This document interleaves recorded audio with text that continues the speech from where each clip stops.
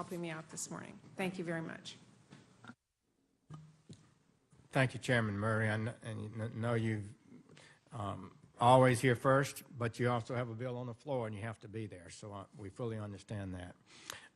I join you in welcoming our distinguished panel to discuss the impact of sequestration on our national security. It's a very serious matter.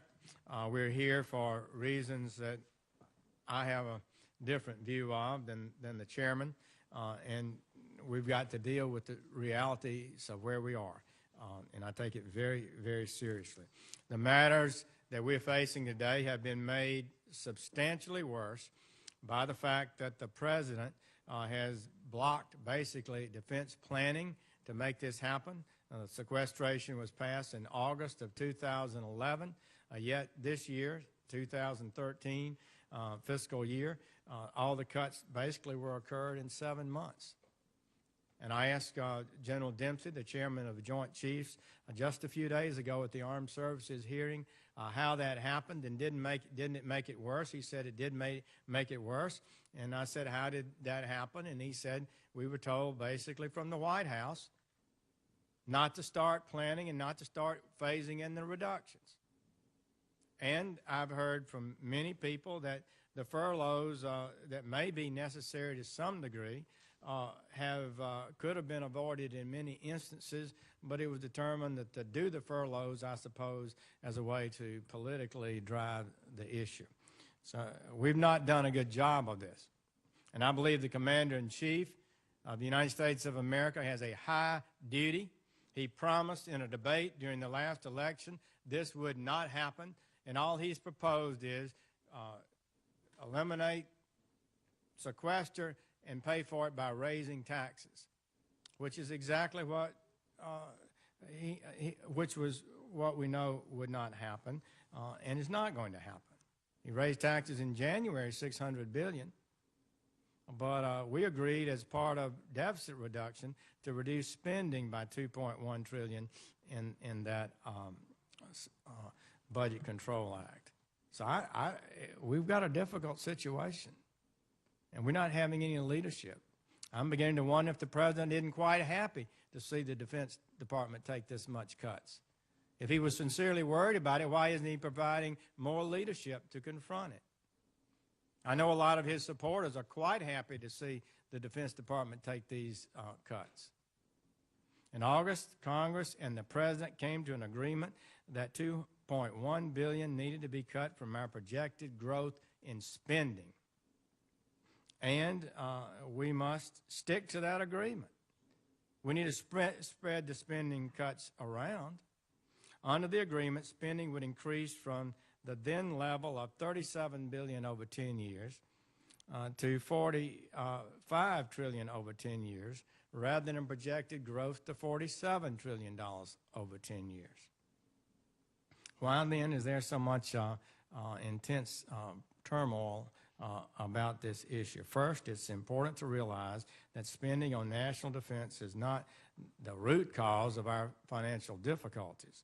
Secondly, the Department of Defense has already contributed to the nation's deficit reduction efforts by cutting its proposed spending by nearly $500 billion over 10 years to accommodate the initial round of budget control caps. So now, even before one considers the impact of sequestration, we have defense spending that is lower as a share of the budget and a share of the economy than it has been in the past, and it's continuing to grow lower. As a share of the federal budget, just 17% of federal spending will go to defense this year. Just 50 fiscal years ago, the defense spending made up 46% of all federal spending. As a share of the economy, spending on defense will average 3% over the next 10 years, which is down from the post-World War II average of 7%. By fiscal year 2023, the last year of the president's 10-year budget, defense spending as a percentage of GDP will hit an all-time World War II low of 2.4% of GDP. Now defense spending, which is already on the decline and makes up only 1/6 of the entire federal budget, is being required to take another $500 billion in cuts due to the sequestration provisions. And this drawdown is not occurring in an era of peace and stability, but a time that General Dempsey, chairman of the Joint Chiefs, has said is, quote, actually more dangerous than the era we are just leaving, close quote. In fiscal year 2013, we saw $40 billion in across-the-board cuts to national security spending, $37 billion of which came out of the Department of Defense as a result through the sequestration. As a result, our troops and the men and women of DOD's civilian workforce are paying the price.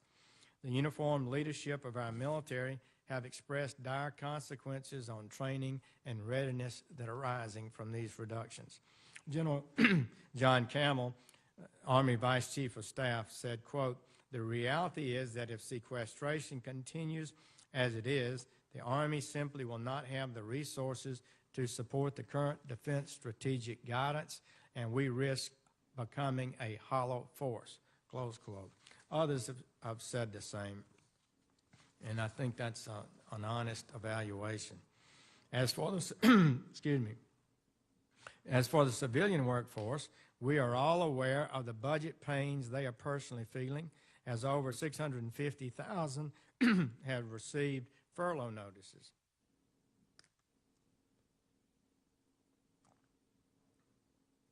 Taking away 11 days of work from July until the end of the fiscal year.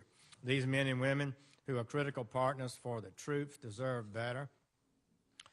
After 2 consecutive budget submissions from this administration with no credible plan to turn off sequestration, we are headed on a dangerous path of an additional $52 billion in cut for FY14 and similar cuts in subsequent years to the Department of Defense budget.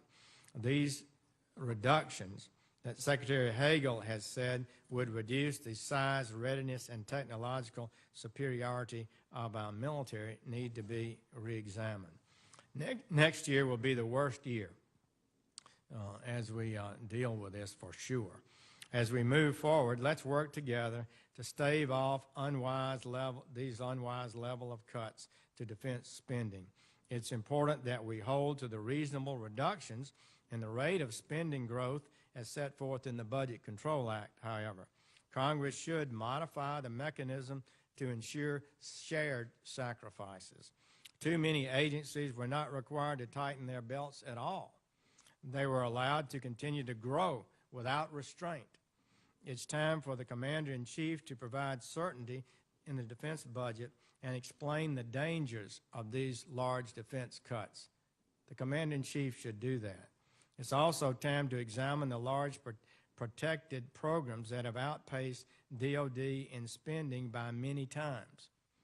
Food stamps have increased 4 times in just 11 years, from $20 to $80 billion, and Medicaid has increased at a rate nearly twice DOD increases in recent years. Yet those programs and others were not required to even minutely control their rate of growth. It's time to adopt a balanced approach, as my colleagues say, to deficit reduction.